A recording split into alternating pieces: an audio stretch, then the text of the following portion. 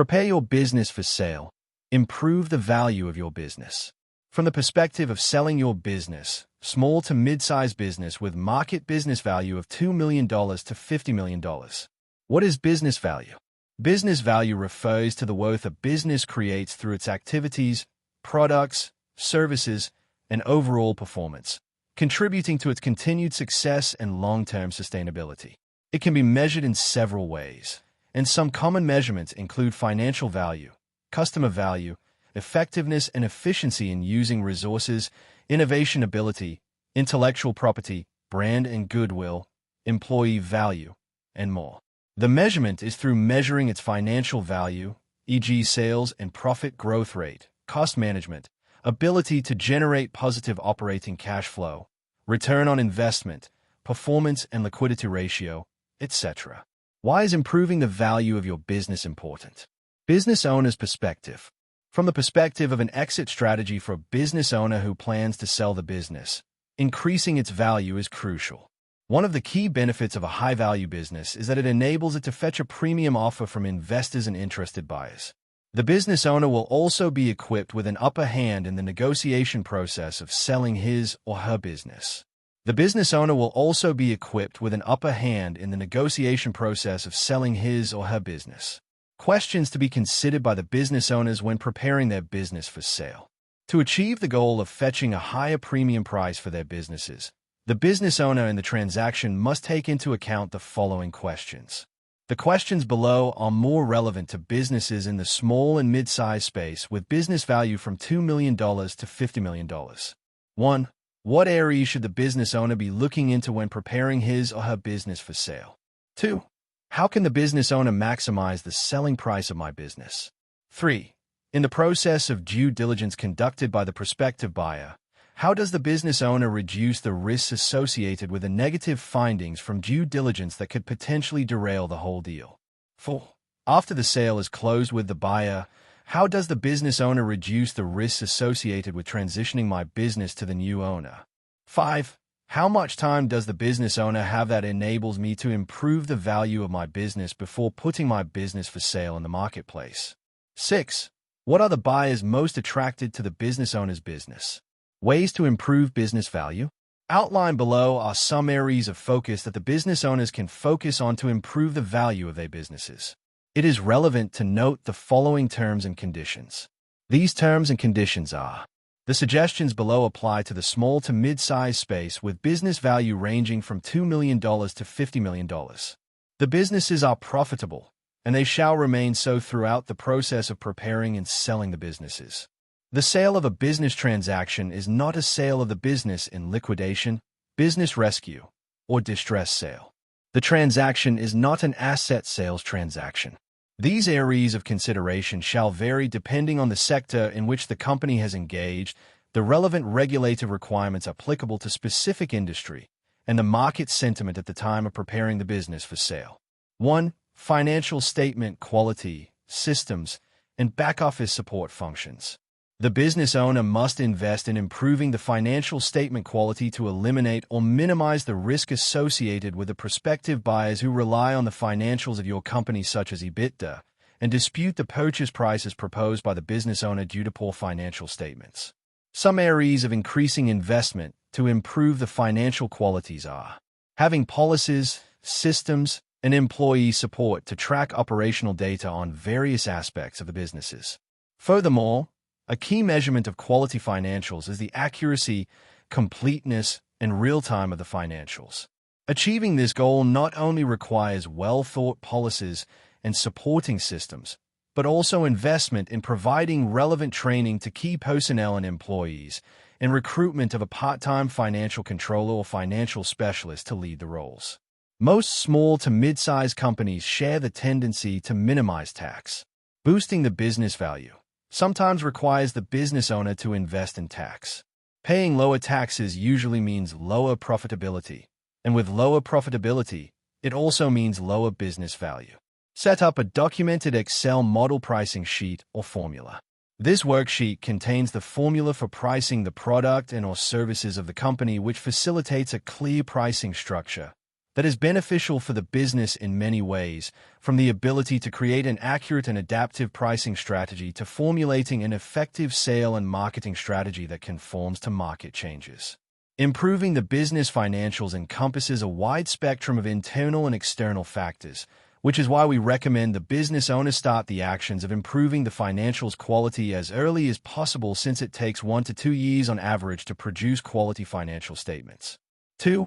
Minimizing bad debt or slow debt collection. A business with high bad debt or continuously experiencing slow debt collection is a strong indicator of risks in association with tight cash flow or failure in generating a healthy operational cash flow to support the working capital needs and other expansion plans. This factor will severely damage the business value even though the business may have strong revenue. From the buyer's perspective, a business with strong revenue but low collection or of high bad debt amount means the business has low-quality customers. Oftentimes, this will negatively impact the business value, or in some occasions, prospective buyers will choose to walk away from a deal.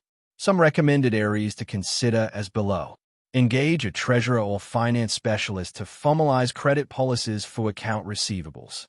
The credit policies shall encompass the credit assessment procedures for first-time new customers, ongoing credit checks for existing customers, approval consideration procedures in extending credit periods, etc.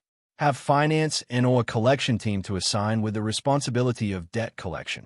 The primary goal of this team is to reduce the days outstanding of account receivables, and naturally, relevant policies and procedures shall all be tailored towards achieving this goal. On some occasions, business owners may be required to liaise with key customers to chase long overdue debt without risking the relationship with the customers. Finance and other departments such as sales and marketing, treasury departments, and possibly legal team if applicable, may be required to join forces not only to lay down stringent policies but also to identify bad debt customers and remove these customers. The objective is simply to divert the resources to find good customers. 3. Middle management team setup and employee task assessment and reallocation. A common problem with most small and mid-sized companies is the business owner is the only party that operates the business. From the buyer's perspective, this is known as a business owner concentration risk that will negatively impact the business value, since the buyer may not be able to repeat the same successful deliverable, since most bits of core knowledge and skills rest in the head of the business owner. Furthermore, finding a suitable manager with the same amount of knowledge and skills is not only expensive but also extremely difficult. Therefore, business owners are recommended to consider the following measures. The solution is simply to reallocate the existing roles of the business owner to middle management. Middle management or key management teams can be either internally promoted or hired externally, or both. After the employees or key managers are in place, proper planning of delegating the tasks to the relevant personnel is essential. Some core matters are recommended to remain at the hand of the business owner, but general tasks such as payroll, purchasing, invoicing, etc. should be delegated. The business owners are recommended to adopt measures and practices to promote employees' independence in handling the tasks. The reallocation of business owners' tasks takes at least 1 to 2 years before putting the business for sale. Therefore, the business owner is recommended to start the process as early as possible. Since the process of reallocating and delegating the business owner's tasks is a long and ongoing process, it is crucial for the business owner to consider an employee retention plan to retain key personnel. Relevant retention measures could include aligning existing employee salaries to market standard, rewarding employees, especially key personnel, on revenue and profit growth of the company, providing constant staff training and team-building events, etc. It is relevant to note that the business owner's concentration risk is also applicable to key members of the management team that is operated by family members and/or close relatives of the business owners. The independence of the middle management that could operate the business without the business owner's participation is the key to fetching a good price for the business. 4. Agreements with employees or contractors. If the principal business activities of the company encompass production activities that rely on specific unique designs, a software development business, artificial intelligence solutions, and other business activities that involve relying on intellectual properties such as patents to protect the core interest of the company, the protection should also be extended to the contractors, developers, and employees who participated in the initial design of the intellectual properties. Subject to the local law jurisdictions in different countries, the business owner is recommended to consider the agreements and/or clauses outlined as below. Non-disclosure agreements. A non-disclosure agreement is a common agreement to have when engaging contractors, designers, and developers. It protects the relevant party should not disclose the information without prior consent from the business owner's company. Non-compete agreements. This agreement ensures employees, particularly the key managers, do not take the intellectual properties, customers, and/or suppliers with them when they leave the company and start a new business engaging in the same industry to compete with the business owner's company. Employee contracts. Employee contracts should have clauses that ensure the invention or patentable process created during their work is owned by the company. Contractor agreements. Similarly, it is recommended that contracts with contractors include non-compete and copyright terms. 5. Legal litigation. If a company has a pending legal dispute at the time of putting the business up for sale, the pending litigation will severely undermine the value of the company.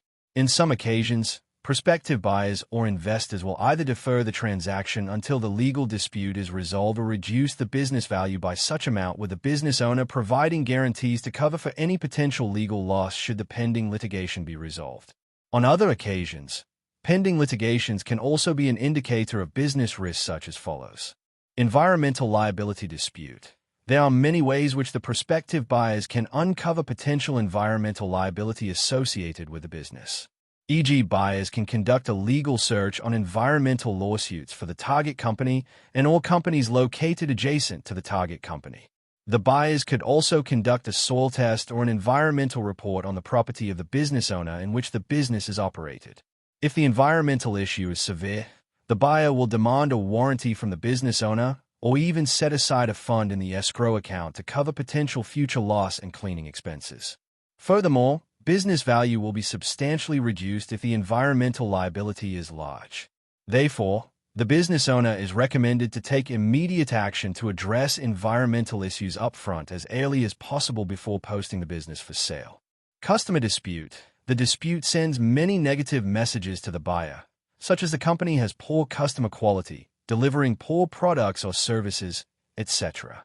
Therefore, the business owner is highly recommended to resolve the issue as early as possible via methods such as out-of-court settlement, removing poor quality customers, etc. Employee dispute.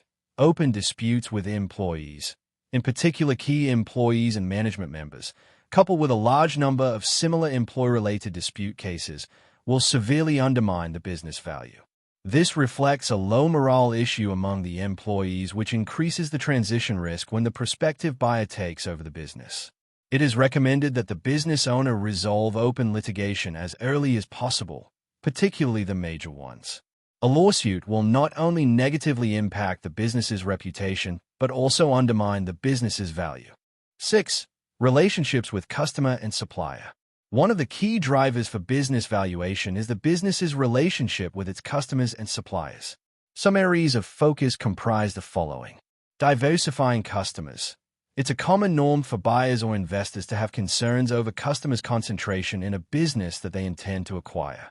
Assuming 60% of the revenue of the target company is derived from a single customer, losing this customer after the buyer takes over the company is a significant business risk for the buyer.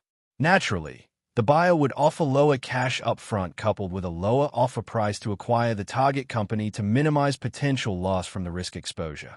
Avoid supplier concentration.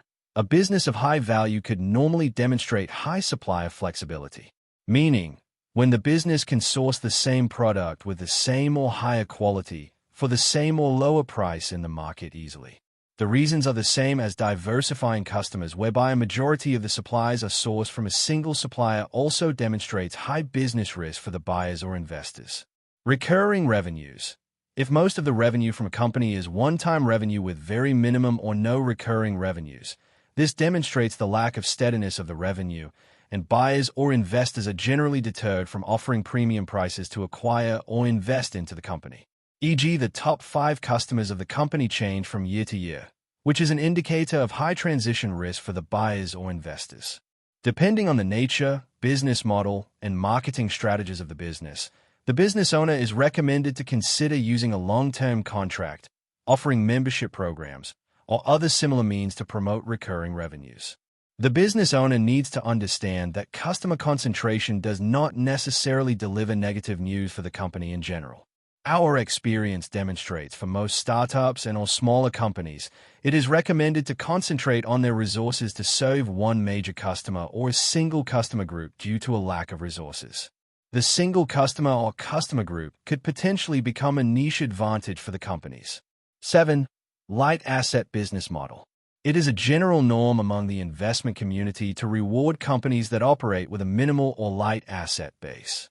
The light asset model essentially means a company operates with minimum ownership of physical assets, inventories, and employees. The underlying business model fetches several advantages as below. Lower capital expenditures and lower operational costs. This means more capital can be released to support other key initiatives. Light physical assets also mean lower maintenance, depreciation, and other fixed operational expenses. Ability to adapt to market changes quickly. Companies with a light asset base are generally quicker in changing their business model to adapt to market changes, which enables the companies to capture the lion's share of the new opportunities when it first presented in the market. Furthermore, the high flexibility in line with light assets also mitigates risks associated with the technology obsolescence of fixed assets and market downturns. However, the minimum or light asset business model is not for every company, and it could also vary by different laws and jurisdictions and available resources in different countries. For example, certain developing countries offer the benefit of large human capital availability, but lacking in educated workers. Companies operating in this zone could cooperate with the local investors or government to take advantage of large human capital and also obtain subsidies to operate in local regions. As a whole, although the light asset model is not suited for every company, the business owner could assess whether there is room to implement this strategy in the course of improving its business value. 8. Real estate. The business owner could either own or lease the property for his or her business. If the business owner owns the property of the operating company, the business owner is recommended to consider the following. Company and real estate separation. Separating the property from the operating company will potentially give the business owner several key advantages. For instance, most buyers or investors do not prefer to buy the real estate that comes with the target company, since the buyers or investors will look at the investment return rate (IRR) of their investment when assessing an acquisition or investment. In addition, separating the real estate also means segregating any potential liability issues. For example, employees may sue the company because they were injured when working inside the property. Therefore, separating the property also separates the employee dispute from the property. Furthermore, the seller could also collect rent from the operating company, which is a good tax-saving practice. The rent chargeable to the operating company should also be at the market rate, which shall escalate the market value of the property in line with a long-term lease contract at a market rate. Environmental cleaning. As mentioned in the legal litigation topic, it is common for buyers or investors to seek sellers to guarantee the property is clean. The business owner is recommended to invest in cleaning the property, followed by obtaining an environmental report. The environmental report is more than just a document that reports the pollution status of the property. It also segregated the historical environmental liabilities that are undertaken by the business owner and future environmental liabilities that are borne by the buyers or investors. If the business owner leases the property of the operating company, the business owner is recommended to consider the following. Obtain landlord prior consent on change of control. In most lease agreements, a common clause is the change of control of the lessee, which requires the consent of the landlord. Before posting the business for sale, the business owner is advised to maintain a good relationship with the landlord and get the landlord to approve the change of control to the new lessee upon taking over the business by the buyers or investors. Extension of existing lease. If the existing lease of the operating business expired within the next 12 months, before posting the business for sale, the business owner is recommended to negotiate with the landlord to extend the lease term and, if possible, obtain a better rate for the prospective buyers or investors. Surely, if the new lease rate is highly attractive, the longer the lease duration will mean the more beneficial for the lessee. Through obtaining prior consent on change of control, and extending the current lease with better terms from the landlord, buyers are more willing to offer a higher price for the operating company. 9. Outstanding loans and excess cash. Prospective buyers or investors are more willing to pay a higher purchase price for the operating company if the company has a normalized level of working capital and is possibly free from outstanding loans. Prepay existing loans or credit facilities. In terms of outstanding loans or credit facilities, the business owner may consider prepaying the existing loans or credit facilities undertaken by the operating company. The buyers or investors will not wish to assume the debt, and they will demand the business owner pay it off before the transaction can be closed. However, the operating company will be penalized for paying off the debt before the end of the credit facilities. The prepayment penalties and break fees can potentially be a hasty amount, especially if the credit facilities are under fixed interest rate terms. Therefore, if the business owner is considering taking out a new loan, floating interest rate loans are preferred. For existing interest rate loans, the business owner could consider renegotiating the terms. Furthermore, the existing loans and credit facilities commonly have loan covenants which the business owner is advised to review and negotiate accordingly if the covenants could potentially disrupt the sales of the operating company. Excess cash. Unless the business owner foresees the buyers or investors will be interested in offering a purchase price that also covers the available cash in the operating company, the business owner is strongly recommended to seek tax advisors in moving cash out from the operating company and into a pension plan or trust in a tax-efficient manner. The exercise needs to commence as early as possible, preferably 1 to 2 years before the sales of the business. Conclusion. There are many other factors that the business owners are recommended to take into consideration to improve the business value.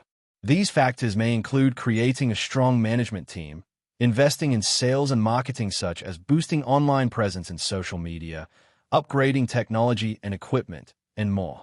However, business owners should prioritize these factors according to the level of difficulty, the scale of challenges, the budget and available resources, the potential disruption that may affect the normal operation, and other relevant assessment criteria. Improving business value requires investment of time and money, and the business owners need to take charge of these changes.